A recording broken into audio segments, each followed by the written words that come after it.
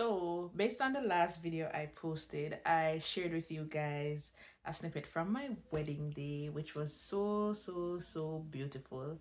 Like, I would do my wedding day over again because it was just that good. The food was good, the vibes was good, a lot of love was there, a lot of people that I love was there.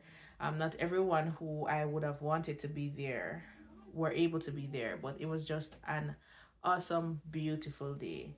And it was just amazing. Now, what's new? What's new with me? So, shortly after the wedding, I migrated. So, I am now in Canada and I am an international student. I'm doing postgraduate studies. Actually, I've ended a portion of my postgraduate studies and moving on to something else soon. And life has been lifing. Like, a lot of changes have taken place in my life over the past year, I'd say. Tomorrow makes a year since I was engaged, and then July 2025 makes a year since I've been married. Then August makes a year since I migrated to Canada. And I have just completed a portion of my postgraduate studies. I have graduation in a few weeks, so that's pretty exciting. So, I'm just navigating a lot of new beginnings in my life, as well as new challenges as well, because having lived in Jamaica all my life, I used to come here from I was a kid, from I was a child, from I was 11 years old to be exact. And I've always toyed with the idea of migrating. And if I had it my way, then I would have been here from I was about 17, because my parents had wanted me to migrate to Canada. But I didn't want to come at the time. Then after I finished university and I started working, I considered it slightly. I even wrote a blog post on why I don't want to migrate. And um I wasn't against it, but at the same time, I wasn't sure if it was for me because I love Jamaica. I had a great life in Jamaica, very active life. I was still able to travel when I was in Jamaica. So, I've been to a few countries over the past few years. Jamaica nice. You know this. Like, if you know, you know. And I was in a good job, making decent money, and I just didn't feel the need to migrate. Why did I migrate? What changed my mind? Um, it was something that I kept pondering. I kept wondering if this was something that I should do or not. The mere fact that I was pondering it, I decided that, I don't want it to be a case where I'm in my 40s and my 50s living in Jamaica and I'm wondering, what if? What if we did migrate? What are the possibilities, right? And then I met my husband in 2022. We got engaged and married in 2024. And ever since we got together, we kind of toyed with the idea of migration, right? And you say, one at a time, let me just say, all right, I'm going to go for it. So I applied for school. I decided to take the school route because there are other ways to migrate, to Canada, especially. So I decided to go the school route. I applied for school and I got in like within 3 weeks or so. I applied for two schools and I got into both schools. And that's when, things became real. Like, I was like, okay, this is really happening. Like, this is really happening. And I submitted my documents to get my study permit, and my husband, we weren't married just yet. He submitted his documents for, his work permit, and he got through pretty quickly. And the process to come here was smooth, like very, very smooth. And I was like, God, you know, is this you? Like, everything was just smooth. The process to come here, even my husband's permit. Normally, people who have done a spousal open work permit told me that, theirs took like 5 to 7 months.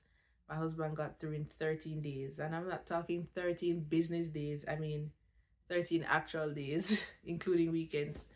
So he even got through, quicker than I did. And, we just decided to take the step. Everything was working out.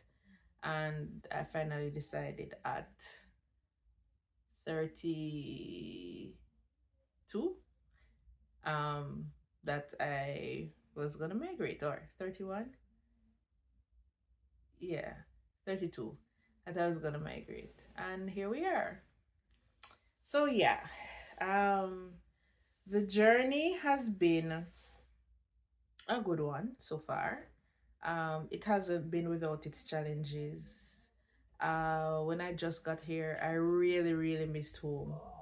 I missed home a lot, and I used to just pine about just going back to Jamaica. Like the least thing, oh, better I go back to my yard. But I went home for a trip in February of this year, and I think the trip helped to kind of solidify that this is home now. Like Jamaica will always be home, home, but the trip helped to solidify that I'm here now and I need to make the best of what I have going on here. And I don't feel homesick anymore. I'll always miss home and want to visit, but I think going back and kind of, enjoying it for the week. It was just a week, and coming back, I'm like, all right, let's do this. Um, a lot of different things, especially I experienced my first extended winter, because I've experienced winter 2 times or 3 times before this. But coming to visit in winter and staying a week or two and going home is different from coming here and actually living through 6 months of winter. So I think we did really well. I think we did really well in managing winter, because I think our expectations kind of aligned with what we were being told. So, you hear that the winter is harsh, you hear that it can get lonely, you hear that, people get depressed and so on. And we were kind of prepared for whatever the winter might have brought. But one thing I know is that we couldn't have done winter as well as we did without each other.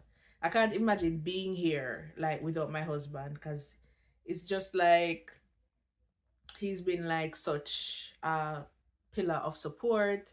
Every little thing I just the two away and we go through things together, and you know, we love each other's company. So when we're around each other, it's always just straight laughter, be a joke. So on a wintry day when it's cold and nobody don't want to go outside and you don't want to go nowhere, we had each other. We could have stay home, look through the window and watch the snow fall, make some hot chocolate, chat and laugh, watch a movie. As opposed to if I was here alone. I do have family here, but family here also have their own things dealing with. So you can't really just rely on family alone. Yes, there's support, but to have that personal, intimate support when me lock up in my room by myself, my husband is here with me, as opposed to if I was here, I'm gonna just in my room by myself and go through the motions, you know what I mean? So yeah, um, the winter wasn't as horrible as I thought it would have been. I think we did pretty well. I think we did pretty well for that. School. So going back to school after 10 years, um, it wasn't hard. And transitioning from full-time employee to full-time employee and full-time school was hard. Plus, I'm a wife. So, you have your wifely duties. You have school full time, you have work full time. And I was just tired. I was just tired all the time. But, I made it work. I got really good grades. Group work. That was the downside about school. So with group work, you find that some persons don't want to work. I want the good grades, so I'm going to put in the work. And I realized that a lot of the times people would like leave the work on you and whoever else is doing the work, and them just sit back and relax, you know. So that was the hard part about school, and getting up early, because for the past 5 years I had been working from home, which means I didn't have to get up so early, right? Because work started at 8:15. So having to get up from 5:30, 6 o'clock sometimes to go to school was tough, because I'm not an early riser. I love to sleep. So that was a challenge, but I was always at class on time.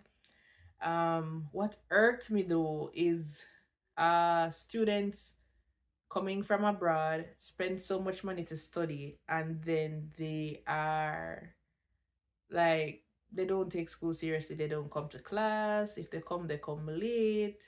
They don't do assignments on time. They never know what's going on. And I'm like, how can people spend like so much money to come here, and you do put in the work and do make the most of your money? Because international students in Canada pay like triple the amount of domestic students, which are students who live here, right?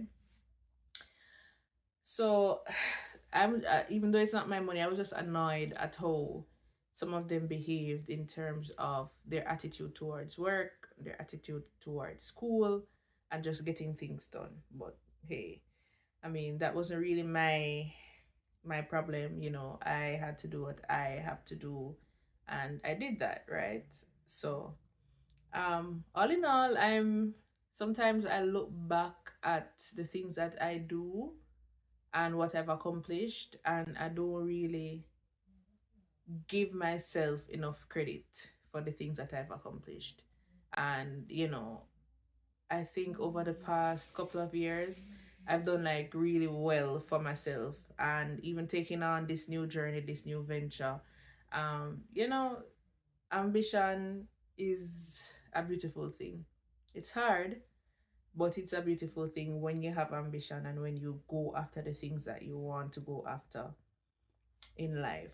So, you know, big up me. Right, true.